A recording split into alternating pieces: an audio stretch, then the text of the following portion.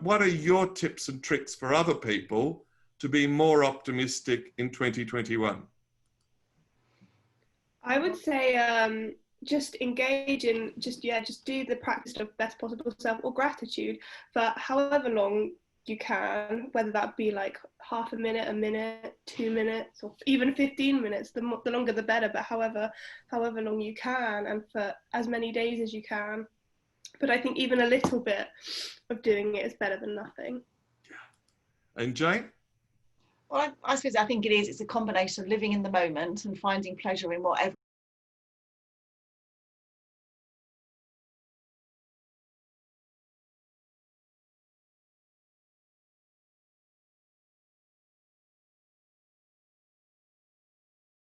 But what keeps me optimistic at the moment is, yeah, the idea that things will get better. Hi, it's Victor Perton here, and it's the Optimism Cafe at the Centre for Optimism. And today I am really excited and delighted to welcome Jane Ogden and Amelia Dennis.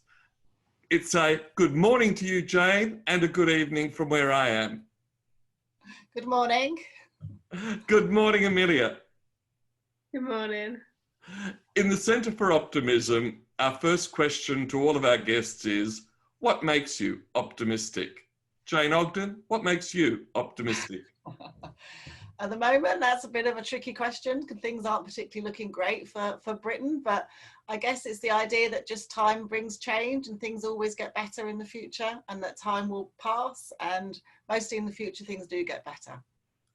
I love that wonderful English wisdom in that space. You know, Mother Julian of Norwich, I think it was 700 years ago in the Black Death, who also said, all shall be well, all shall be well, all manner of thing shall be well. So I reckon that's lasted the test of time for 700 years. Amelia Dennis.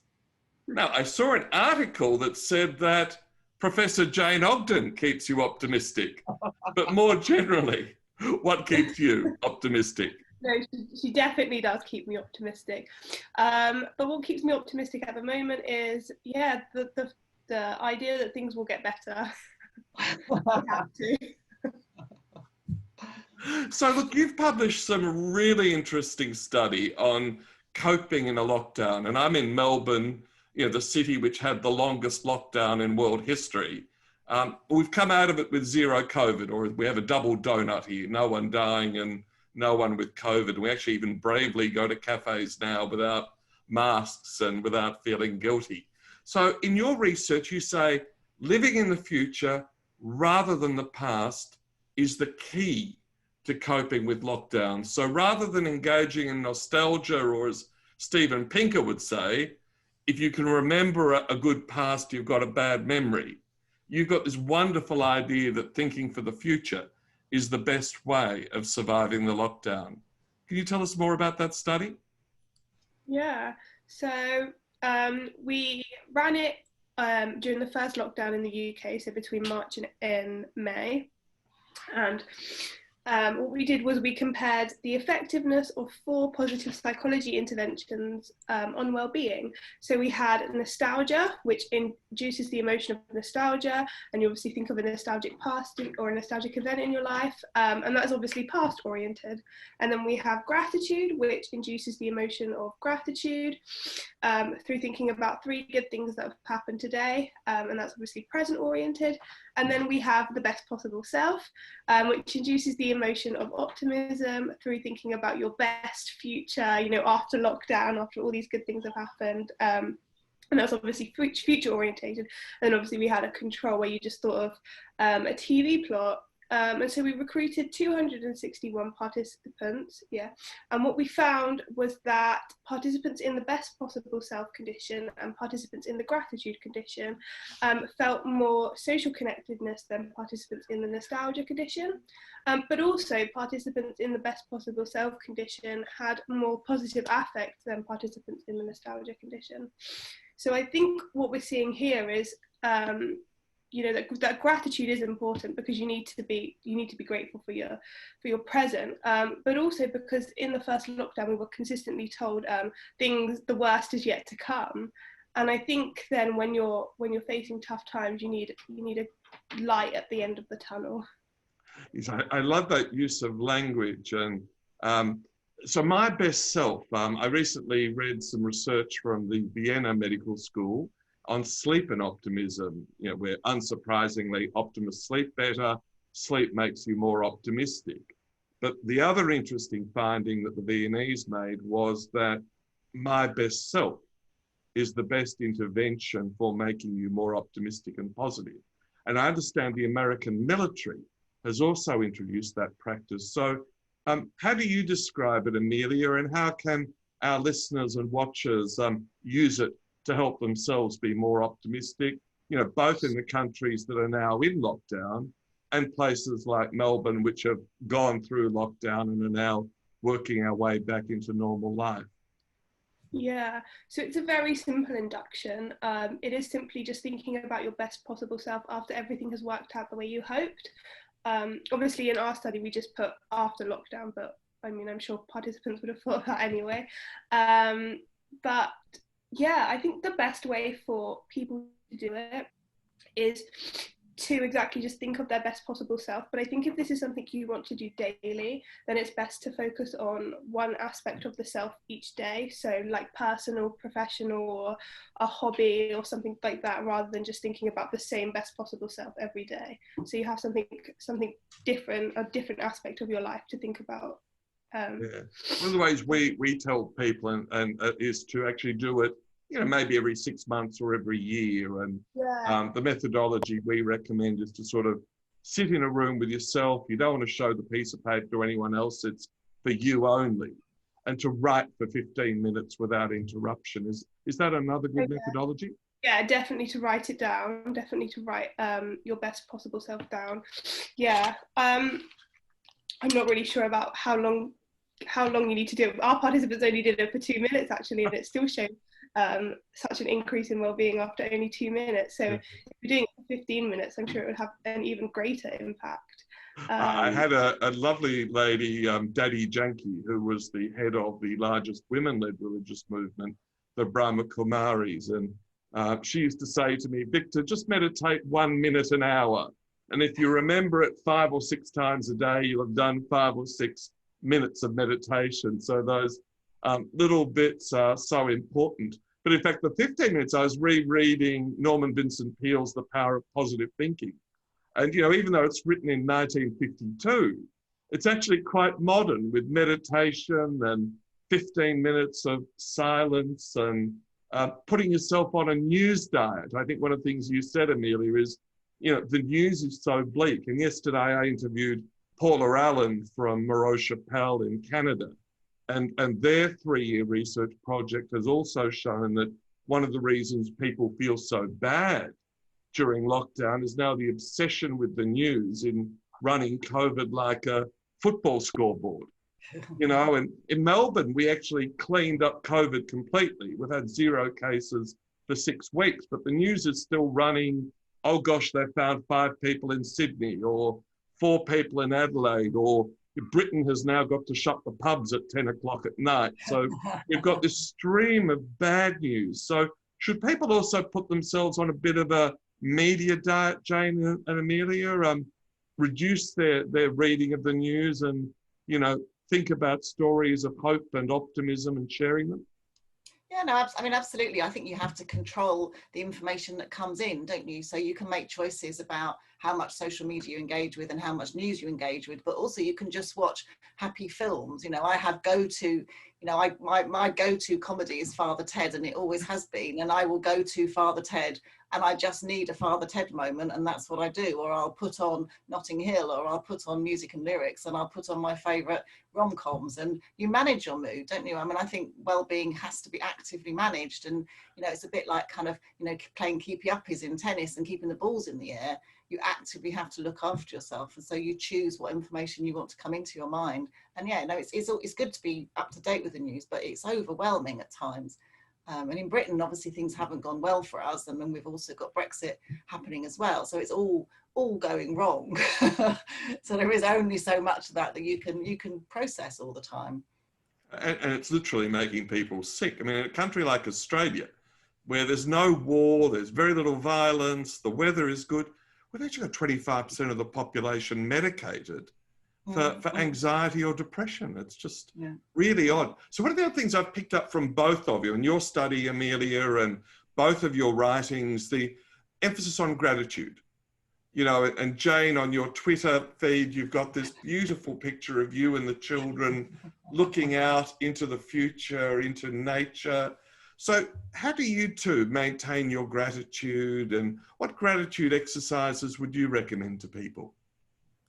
Well, I can start, but I'm a huge believer in just living in the moment, really, and just, you know, finding pleasure in little things. And I think, I mean, Amelia's too young for this, but one of the joys of getting older is you get much better at just finding pleasure in very small things, you know, whether it's a new pair of boots or a new pair of jeans, or whether it's just laughing with your friends. Or my friends all came around the other night and we sat out, because we're only allowed to sit outside at the moment, and we sat outside in the freezing cold with blankets and hot water bottles, and we just had the best night, and we were stargazing and chatting, and you know, and it's great. And I think when you're younger, you've got bigger, you know, hopes or bigger expectations, or you see life in a kind of bigger way. But as you get older, it's wonderful just to be able to be pleased and happy with little things. And so I think that's the trick, really, to happiness.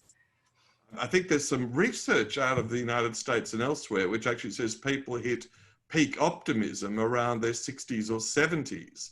That it's being able to put all of those anxieties of growing up into a context that the sun always rises tomorrow. Yeah, it's time, isn't it? I think that's right. Once you've been through time, then you know that time works, because you've been through other things where things have got better, and you can remember that, and then you bank it. I mean, I tell that to my students, is you've been through a difficult time and now it's getting better. So absolutely bank that, hold on to that, and that'll help you cope next time round.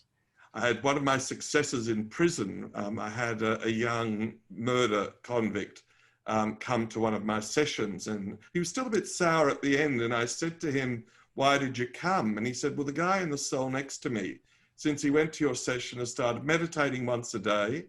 He keeps a gratitude journal, and he reads me one page of your book every day," which is a quote. And a huge young man, sort of about a foot taller than me. And he looked at me, he said, "If I came to your session, you'd give me a copy of the book."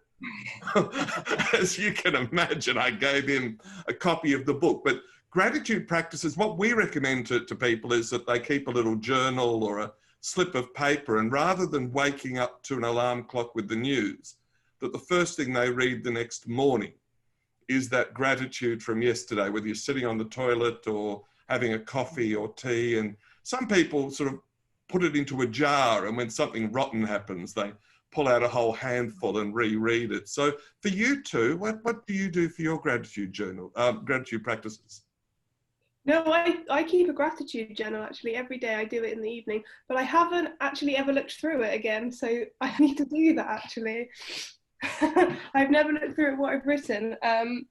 But also I do meditate, and one thing I really like to do is get in nature, because I think that also fills you very much with the present. Yeah, no, the real trick, the research out of the University of Pennsylvania, is the trick with the gratitude journal is actually to read it again the next morning. The other one, of course, is to genuinely send an SMS or ring someone and say thanks. And it doesn't matter whether it's a week later or a year later. Look, I could talk to you. You two are just so exciting. I just love the research you're doing. One of the things I talked about with someone else the other day, another professor out of Montreal, is what's happening to men. And I think one of the interesting things about your study, Amelia, is that for some reason the men didn't sign up, and all of your subjects were women. What do you think stopped men participating in what I think was a brilliant study? I think it was a number of factors, mainly how we recruited participants. You know, we did it somewhat through university sample and mainly psychology, so that again it's mainly female. You know, my social media, Jane's social media, and I mean my social media is mainly women, and then similar things like that. You know, psychology. Groups, which again is mainly female, and then given the short time frame we had to recruit people under lockdown, we had just too few men to so we had to just continue recruiting the women, I think, and I think it was just in the way we recruited participants. Yeah. I mean, to add to that, men don't do studies as much anyway, I don't think. I think it genuinely is quite hard to get men involved, and also men involved in things to do with well-being and looking after themselves is not something that they're going to necessarily be attracted to. So I think men are definitely more kind of cautious, or just maybe less interested in that, are kind of actively looking after themselves, really. So they probably wouldn't have been drawn to it. Well, if we can ever help you, so you are now both friends of the Centre for Optimism. So whatever we can do to support you, and we actually did a study during COVID of 3,500 people on what we called the better normal. So our chairman, who's Australia's expert in crisis comms, said people don't want to go back to normal. But most people working from home can control their own temperature. They get lunch from the fridge. It's just so much better. And so we actually found this huge movement towards people actually believing they had a better normal. And, the big challenge to Australian employers as people are coming back is allowing people a hybrid model. So I'm on the board of one of the biggest utilities in the country. Our call centre was already the highest performing call centre for a utility in the country, but the ratings from the customers actually went up with our people working from home, with the cat on their lap, or, the kids in the next room. And, they were actually happier call centre people than having to get dressed, commute, and do all the stuff at work. So again, whatever we can help you with your studies, you are now friends of the centre, and we'd love to help you. Now, you are both wonderful psychologists, and we're doing this interview not long before Christmas, not long before the new year. So what are your tips and tricks for other people to be more optimistic in 2021? I would say just engage in, just do the practice of best possible self, or gratitude, for however long you can, whether that be like half a minute, 2 minutes, or even 15 minutes. The longer the better, but however long you can, and for as many days as you can. But I think even a little bit of doing it is better than nothing. Yeah. And Jane? Well, I suppose I think it's a combination of living in the moment and finding pleasure in whatever it is, whether it's, I'm going out for coffee in a minute because we're about to go into complete lockdown again. So we've got one more day of coffee in a coffee shop. So I'm going out for coffee, which has become an absolute pleasure during this time. So very small things, taking the absolute pleasure in small things, and then just putting lights in your calendar. You just need lights in the future, lights in the calendar to know that I will be doing this at some point, and to have that to kind of build towards. In your article, you both used that wonderful phrase, there's a light at the end of the tunnel. And, I think that is so visual. And the last thing, Jane, I think 80% of the population makes a New Year's resolution to lose some weight and get fitter. You are one of England's experts on losing weight and getting fitter. What's your diet tip for people? I think this year has been such a difficult year. I think that the New Year's resolution should just be looking after yourself in whatever form that takes. If you want to get fit, absolutely brilliant. If you want to do exercise and get into nature and go for walks, that's absolutely brilliant. But I don't think now is the time to wonder about whether you're a bit fat or not. I think now is absolutely not that time. Now is just to be well in the biggest possible way of being well. Well, as someone who's a little bit overweight and over 60, I'm always trying to get that little bit of weight off, but I'll take your advice and just do a little bit more walking and a little bit more enjoyment. Well, Jane, as you know, Melbourne is the capital of cafe society, so I can understand the need for you to go and have a good coffee. Amelia, your study, when I read, the report on it, I thought, wow, these are my sort of people. And Jane and Amelia, it's clear that you are. Can we wish you all the best for Christmas and the new year, and we look forward to supporting you in whatever your ventures are in 2021 and beyond. Okay, lovely. Thank you very, very much, Victor. Lovely to meet you. Well, we hope you enjoyed that episode of the Optimism Cafe as much as we did. Please join the Centre for Optimism, either take up a free alert subscription or join as a member. Share your optimism and share in a community of optimists and learn how to be more infectiously optimistic. Best wishes for a great day.